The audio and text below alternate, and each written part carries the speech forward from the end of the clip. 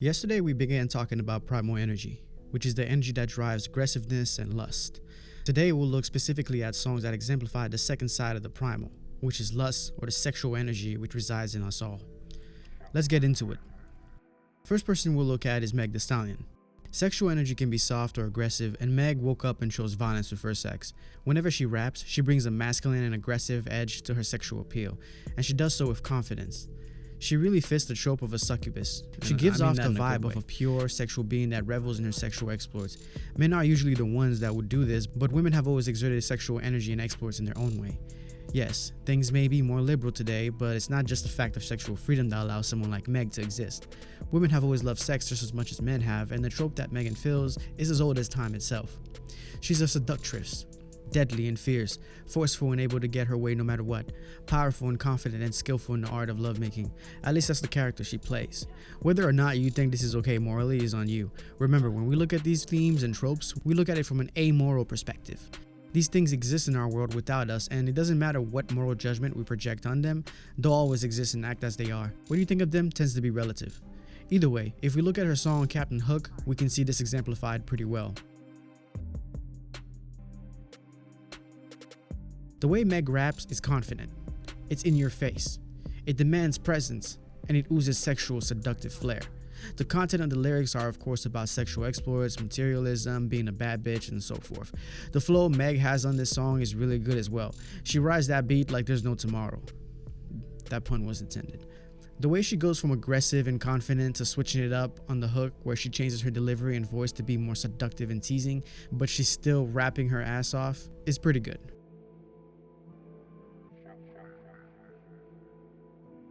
The beat itself is pretty hard hitting. Whether you like Meg or not, you can't lie, she can pick some dope ass fucking beats. From Savage to Captain Hook to even the song she used for that so-called freestyle she did a while back, the beats are always hyped, aggressive, and just overall dope. Again, the beat is pretty simple in structure, it's just drums for the most part and really no melody. When you want to make something aggressive or have a lot of energy, sometimes dope ass drums are all you need and nothing else. Sometimes the melody can cloud and obscure the pure energy the drums can give, and it's best to minimize it or leave it out completely. This is something we went over in the last video as well. Next up is Kissland by The Weeknd. This is funny, where Meg represents a more masculine approach to her music, The Weeknd has a more feminine flair to his. Most of The Weeknd's music is about sex and drugs, the way Meg's music is all about sex and ratchetness. The Weeknd is a seducer as well, but his voice is more angelic. Both these types of characters and people are usually not good for you, because these types of people can be so demanding in their own way. Meg sounds like she's more upfront about it, whereas The Weeknd uses his charms in a more manipulative way. Different approach, but the same result, which is them getting what they want and you being left emotionally destroyed and scarred. Probably. Guess you could say his aura resembles that of a narcissist, the character from Greek myth, or an Orpheus in terms of his musical ability and not the tragedy. In this song, The Weeknd talks about drugs, sex of course, and his adventures of mixing the two. The Weeknd takes a more subdued and soft approach with his voice, like he's singing in a really low tone here. There's no mark of aggression really in it. This is the typical style The Weeknd usually takes with his singing though.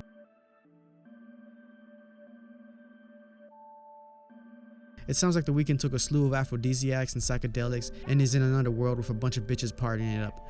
I've said this before about this instrumental, it also carries a little bit of fear with it, what with the screaming in the background and some of the sounds he chooses to use. It mirrors the little fear you get when you've gotten too damn high and you're focusing all the energy in your body to keep yourself from dying. Then the beat comes down again and is more mellow when the beat switches up. The synths and the way it works with the sample is pretty magical as well. The samples are taken from Nothing's Gotta Change by Silky Johnson and La Ritournelle, Mr. Dan's Magic Wand remix by Sebastian Tellier. The final song we'll look at is Pussy Poppin' by Rico Nasty. This song is a bop, I can't lie. Now I ain't rapping those lyrics, but I'll bump this shit all day in my headphones. The song itself is pretty energetic, and Rico's personality and approach really give it a quirky and snarky feel to it, and her delivery on the song almost sounds like she's teasing you.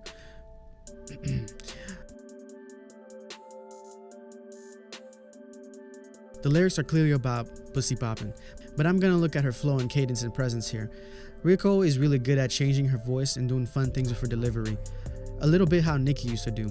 She does that a lot in this song, and accompanied with the beat, it makes for a really fun listen. It's her delivery and personality that really brings that sexual flair, especially the domineering, seductive sexual flair that we're talking about here. The beat is fucking jamming. That nice little funky bass that rides with the kick, the simple drums that are a little different than most trap drums really get the sexual energy across. It's really the way Rico's flow and the beat work well with each other that really makes the song. All in all of these songs show a different part of the sexual side of the primal. Meg shows the more overt, in-your-face seductress that has a lot of experience, whereas Rico shows the more toned-down side that's also energetic, like lustful, youthful love. The Weeknd exuberates a much softer, psychedelic sexual side to the primal energy. We could probably go even further in this side of the primal energy, but we'll save that for another day.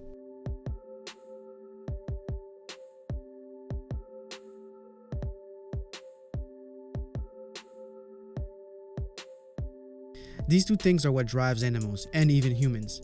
Although we don't act like animals, this primal energy still controls us today, and drives many of our decisions and actions. Sexual lust is something that us humans feel on a daily basis. All humans think about it at least a few times a day, and many of our life's decision revolves around wanting to find a mate and reproduce. It's the only way life can continue, so it makes sense that it's one of the most powerful driving forces in the world. Sigmund Freud thought everything we did was connected to sex, even things that seemed remote. Although he got carried away with the sexual theory, he wasn't wrong in pointing out that it's a big part of our life, even in ways we least expect. We not only do this for reproduction, but also for pleasure and for beauty. Many of the greatest pieces of art have to do with sex one way or another. It tantalizes us, mesmerizes us, and it's fitting that it would make its way into music and rap as well. These artists we've looked at today explore the theme of sex and the sexual primal energy in their songs in their own ways, and in doing so reveal certain truths. This is the sexual side of primal energy.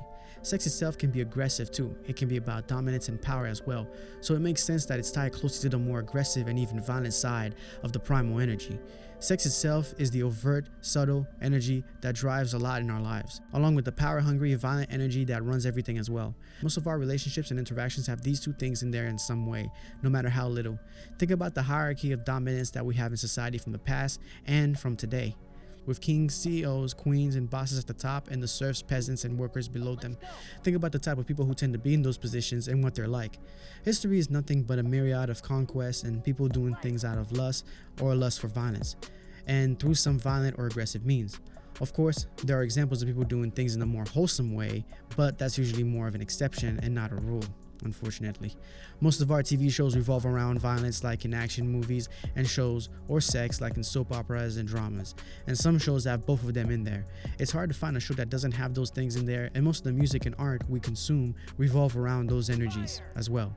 This is how these two energies radiate and emanate themselves constantly and everywhere, and the more we understand them, the better we'll be at controlling them and harnessing the power they have. Thanks so much for watching this video. If you enjoyed it, please leave a like, comment, and subscribe for more content and analyses just like this. Be safe, loving, and prosperous. Peace.